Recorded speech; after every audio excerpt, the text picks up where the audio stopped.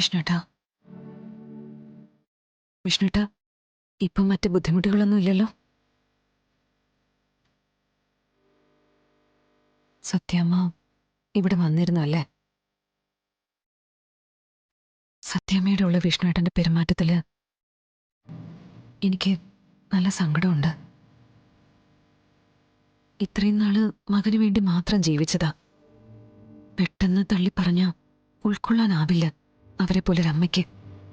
എൻ്റെ അമ്മയ്ക്ക് എന്നോടുള്ളത് സ്നേഹം തന്നെയാ, പക്ഷെ തന്നോടുള്ളത് പകയാ. ആ പകയാണ് തന്നെ ഞാൻ താലി കെട്ടാൻ പോയപ്പോൾ ശാപത്തിന്റെ രൂപത്തിൽ പുറത്തേക്ക് വന്ന്. അത് സത്യമ്മയുടെ സ്വാർത്ഥതയാണെന്ന് പറയാൻ പറ്റും. ഒരിക്കലും ഒരു വാക്ക് പോലും എതിർത്ത് പറയാത്ത മകൻ ആ നിമിഷം അമ്മയെ തള്ളി പറഞ്ഞുകൊണ്ട് എന്റെ കൈ പിടിച്ചപ്പോ അവര് തകർന്നു പോയില്ലേ വിഷ്ണുവേട്ടാ? വിഷ്ണുവേട്ടന്റെ സ്നേഹം മുഴുവൻ കിട്ടണമെന്ന് അവർ ആഗ്രഹിക്കുന്നുണ്ട്. എന്നെ അകറ്റി നിർത്തുന്നതിന്റെ കാര്യവും മകന്റെ സ്നേഹം നഷ്ടപ്പെടുമെന്നുള്ള പേടി കൊണ്ടാ. അതുകൊണ്ട് ഇനി സത്യമ്മ വന്ന എതിർപ്പ് കാണിക്കരുത്. ദയവേത് വിഷ്ണുവേട്ടൻ മാതൃശാപം വാങ്ങിച്ചു കൂട്ടരുത്.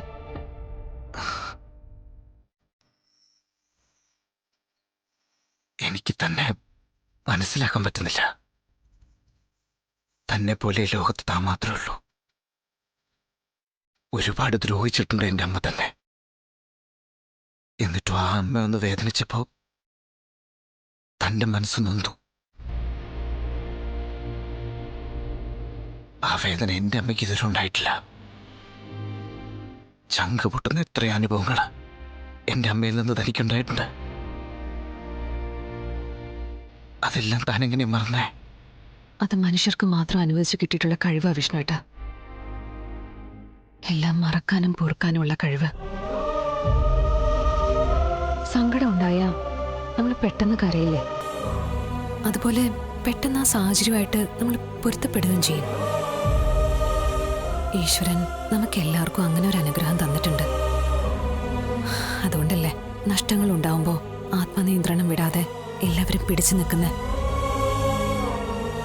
ഒട്ടും പറ്റാത്ത ആൾക്കാര് സ്വയം ഒടുങ്ങി ഇല്ലാതാവുന്നത്. ഒന്നും ആലോചിച്ച് വെറുതെ മനസ്സ് വിഷമിപ്പിക്കണ്ട. നമുക്കുള്ള ജീവിതവും സന്തോഷവും എന്നെങ്കിലും ഒരിക്കൽ നമുക്കൊപ്പം ഉണ്ടാവും. അതുവരെ ഈ ഓട്ടം തുടരാം, അല്ലേ?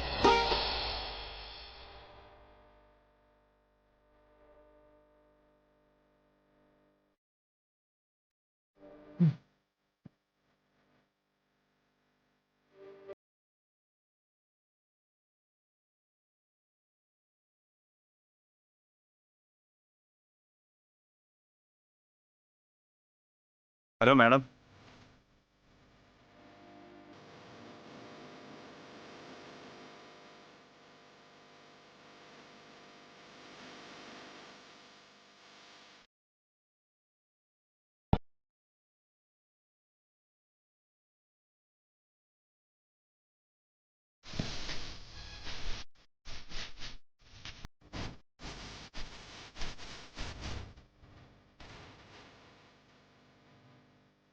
അമ്മ എന്തി ശാന്തേച്ചി?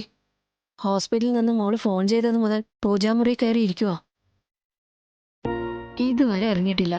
ഒരു തുള്ളി വെള്ളം പോലും കുടിച്ചിട്ടില്ല. ഒരേ നിപ്പ. വിളിച്ചിട്ട് അവളിന്ന് ഇറങ്ങുന്നുമില്ല.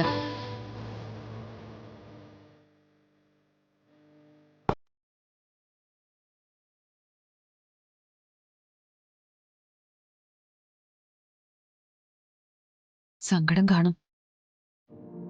ഇതുവരെ കേൾക്കാത്ത കാര്യങ്ങളല്ലേ കേൾക്കുകയും കാണുകയും ചെയ്യുന്നത്. എന്റെ അവസ്ഥയും അതുപോലൊക്കെ തന്നെ ആയിരുന്നു. ഓരോരുത്തർ വന്ന് അമ്മയെ ചീത്ത പറയുന്നതൊക്കെ കേട്ടോണ്ടിരിക്കണ്ടേ? എന്നിട്ടിപ്പോ വിഷ്ണുമോൻ എങ്ങനെയുണ്ട്? ഹോസ്പിറ്റലിൽ നിന്ന് ഡിസ്ചാർജ് ആയി. പിന്നെയും ചെല്ലേണ്ടത് അവരുടെ ഇടയിലേക്കാണല്ലോ. പോലീസുകാരാണെന്നൊന്നും പറഞ്ഞിട്ടൊരു കാര്യമില്ല.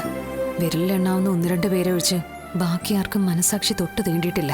പിന്നെ ചന്ദ്രബോസിന്റെ നിർദ്ദേശങ്ങൾ.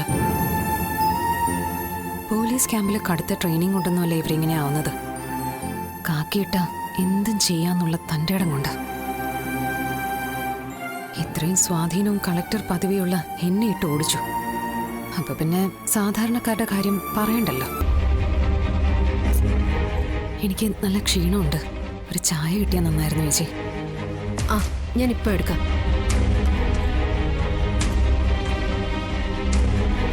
മോളെ, അമ്മയുടെ അടുത്തേക്കൊന്ന് ചെല്ലണം.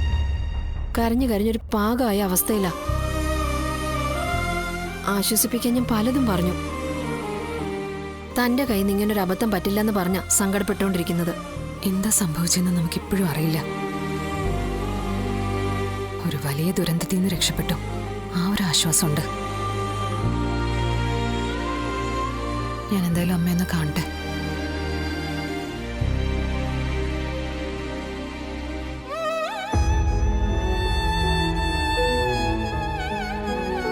ദേവി,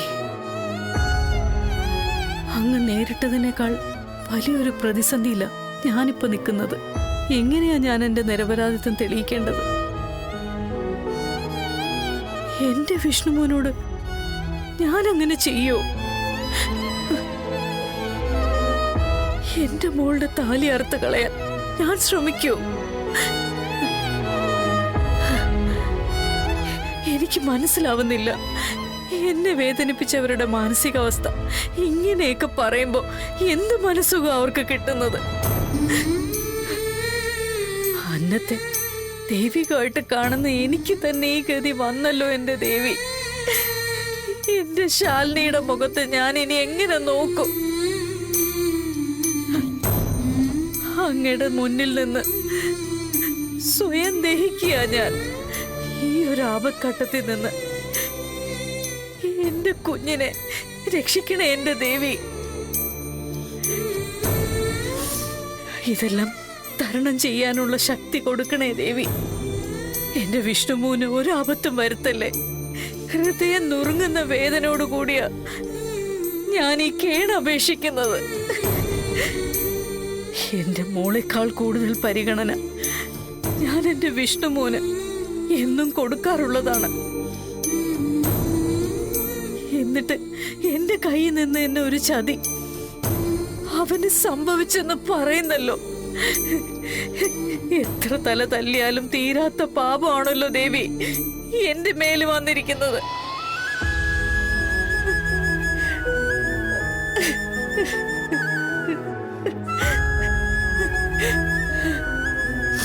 അമ്മേ,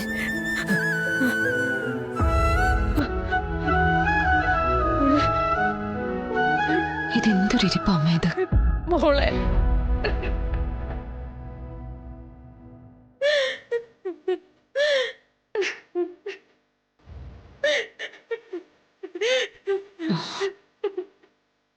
അമ്മ എന്താ ഇത്? എന്റെ പൊന്നും മോളെ, ഞാനിതൊന്നും അറിഞ്ഞതല്ല. എന്റെ മനസ്സിൽ പോലും വിചാരിക്കാത്ത കാര്യങ്ങളായി കേൾക്കുന്നതൊക്കെ. എന്റെ കൈപ്പിഴ കൊണ്ട് അങ്ങനെ സംഭവിക്കുമോ? ഞാൻ ഇന്നും ഇന്നലെയും ഭക്ഷണം ഉണ്ടാക്കാൻ തുടങ്ങിയതാണോ? ഇത്തിരി ഉപ്പ് കൂടിപ്പോയിന്നെങ്കിലും ആരെങ്കിലും എപ്പോഴെങ്കിലും പരാതി പറഞ്ഞിട്ടുണ്ടോ? പക്ഷെ ഇത് അന്നം കൊണ്ട് ജീവിതം ഉണ്ടാക്കിയവരല്ലേ നമ്മള്. ആ അന്നത്തിൽ നമുക്ക് ചതി കാണിക്കാൻ പറ്റുമോ? എന്താ സംഭവിച്ചതെന്ന് എനിക്കറിയില്ല മോളെ. അമ്മ, സംഭവിച്ചതൊക്കെ അവിടെ നിൽക്കട്ടെ. അമ്മ ഇങ്ങനെ കണ്ണീരും കൈയുമായിട്ട് പൂജാമുറി കയറി ഇരുന്നിട്ട് എന്താ കാര്യം? ഒരു തുള്ളി വെള്ളം പോലും കുടിക്കാതെ. അമ്മ വന്ന് എന്തെങ്കിലും കഴിക്കേ. വാ. എങ്ങനെയാ കഴിക്കാൻ കഴിയാ? എനിക്കൊന്നും കഴിക്കാൻ തോന്നുന്നില്ല മോളെ. എന്റെ കൊച്ചിനെ ഞാനായിട്ട് ഹോസ്പിറ്റലാക്കിയെന്ന് കേട്ടപ്പോ മുതല് നെഞ്ചിനകത്ത് എന്തോ കെട്ടി നിൽക്കുക. ഇനി ഇത് ഇറങ്ങണമെങ്കിൽ എന്റെ കുട്ടിക്ക് സുഖമായിന്ന് കേക്കണം. മോളെ, നീ വിഷ്ണുവിന് എങ്ങനെയുണ്ട്? എന്താ അവന്റെ അവസ്ഥ? അമ്മ ഒരുപാട് അനുഭവിച്ചു, ഒരുപാട് കഷ്ടപ്പെട്ടു, ഛർദിച്ച് ഒരു പരുവായി. ഛർദിച്ചത് മുഴുവൻ ബ്ലഡുമായിരുന്നു. ദേവി, ഇപ്പൊ അതിന്റെ ഒരു ക്ഷീണമുണ്ട്. ഡോക്ടർമാരും ഒരുപാട് കഷ്ടപ്പെട്ടു. അല്പം സുഖപ്പെട്ടപ്പോ ചന്ദ്രബോസിനെ ലോക്കപ്പിലേക്ക് കൊണ്ടുപോകണമെന്ന്. ഇപ്പൊ തിരിച്ച് സ്റ്റേഷനിൽ കൊണ്ട് ഞാൻ ആക്കിയിട്ടാ ഞാൻ ഇങ്ങോട്ട് വന്നത്. അയ്യോ, നമ്മളോട് കൂറുള്ള പോലീസുകാര് അവിടെ ഉണ്ടല്ലോ. എന്തെങ്കിലും ഉണ്ടെങ്കിൽ വിളിക്കാൻ പറഞ്ഞിട്ടുണ്ട്. ഈശ്വര, മോളെ എന്റെ ദേവി. ദാ ചായ. ഇപ്പൊ വേണ്ട ശാന്തേച്ചി, ഞാൻ പിന്നെ കുടിച്ചോളാം. അമ്മയെ പോലെ തന്നെ ഞാനും ഈ ഓട്ടത്തിനിടയ്ക്ക് ഒരല്പം വെള്ളം പോലും കുടിക്കാൻ പറ്റിയിട്ടില്ല. ഞാൻ ഇത്തിരി വെള്ളം ചൂടാക്കാൻ വെക്കാം. ചൂടുവെള്ളത്തിൽ കുളിച്ചാ മോളുടെ ഈ ക്ഷീണം ഒക്കെ മാറും.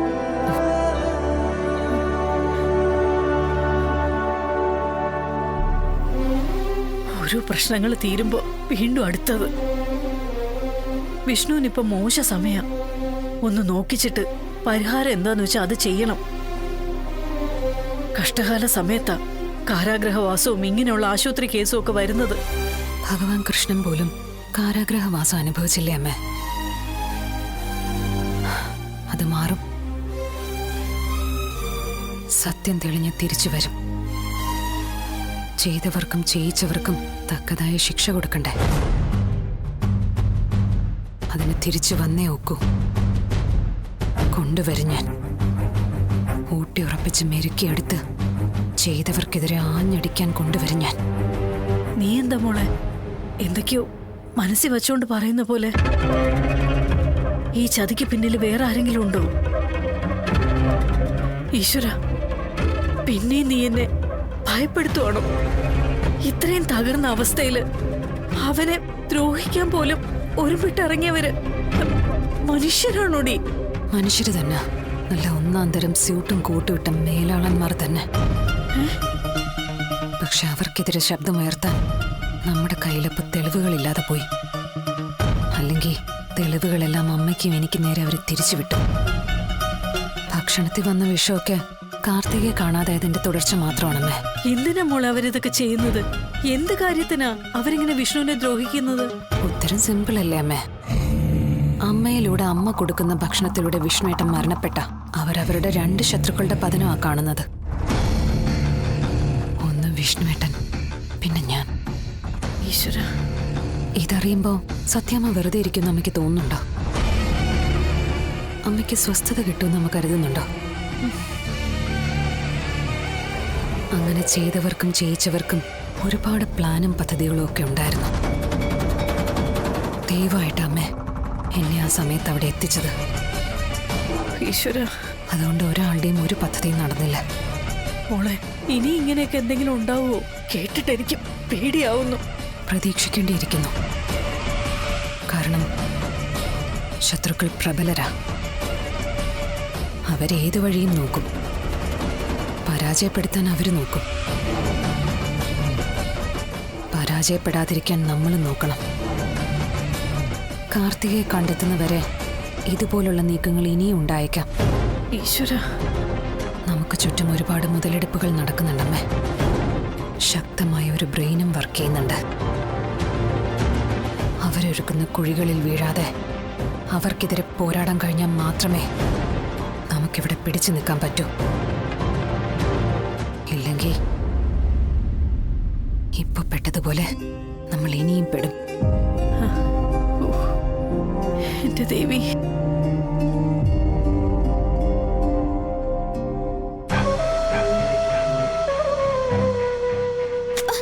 എന്നെ എന്തിനാ ഇങ്ങനെ കൊല്ലാക്കൊല ചെയ്യുന്നേ? എന്നിട്ട് നിനക്ക് എന്ത് കിട്ടാനാ?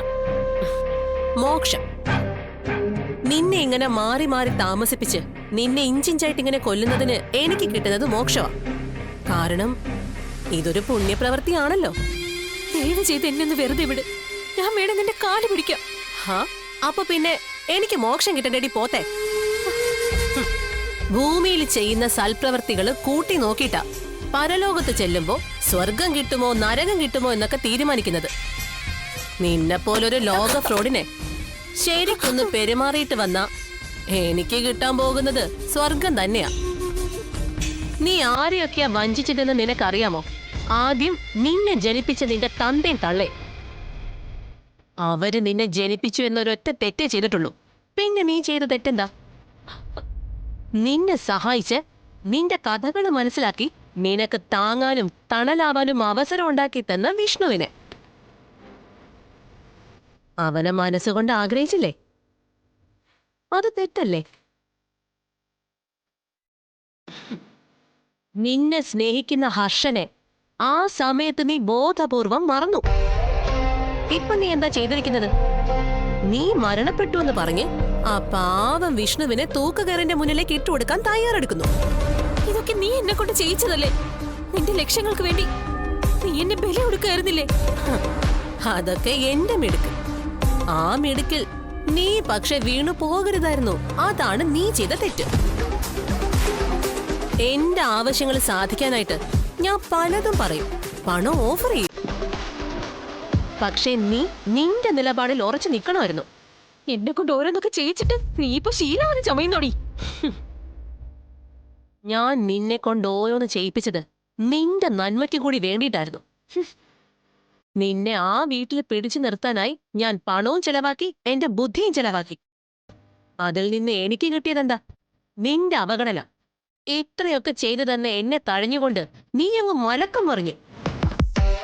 ഹർഷനെ കണ്ടപ്പോ സംഭവിച്ചതും ചെയ്തതും ഒക്കെ മറന്നുകൊണ്ട് നീ അവന്റേത് മാത്രമായിട്ടങ്ങ് മാറി. അതെനിക്ക് സഹിക്കോ? അല്ല, നീയാണെങ്കിൽ സഹിക്കോ? ഇല്ല.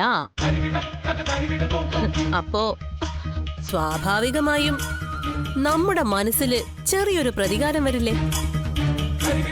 ഇത്രയൊക്കെ കുഴപ്പമുണ്ടാക്കിയിട്ട് നിന്നെ അങ്ങനെ ഹർഷനൊത്ത് മഹാറാണിയെ പോലെ വാഴാൻ വിട്ട ഞാൻ പിന്നെ ആരാടി?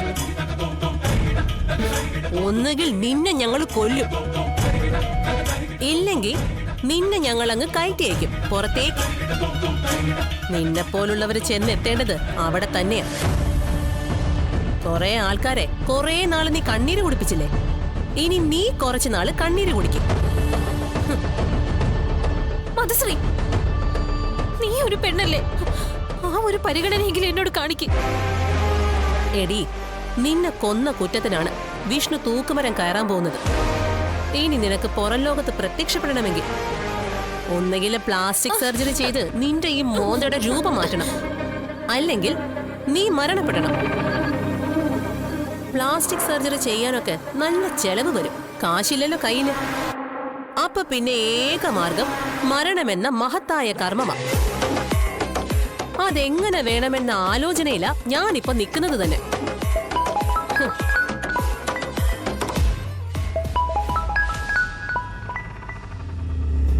ഹലോ, ഞാനിവിടെ പുറത്തുണ്ട്.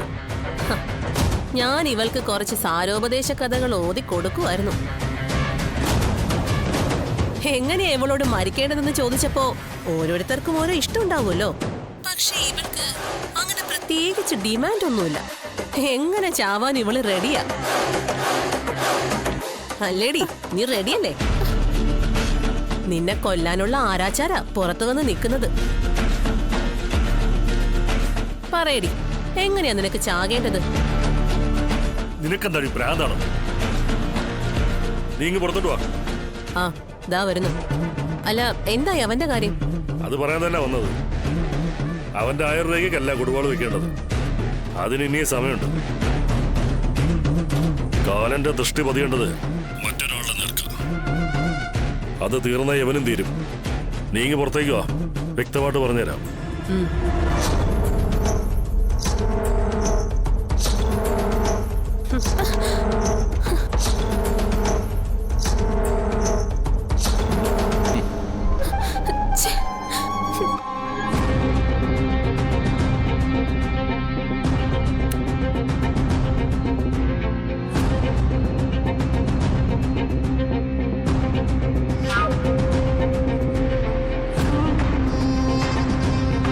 എന്താ ചിറ്റപ്പ അകത്തേക്ക് വരാഞ്ഞത്?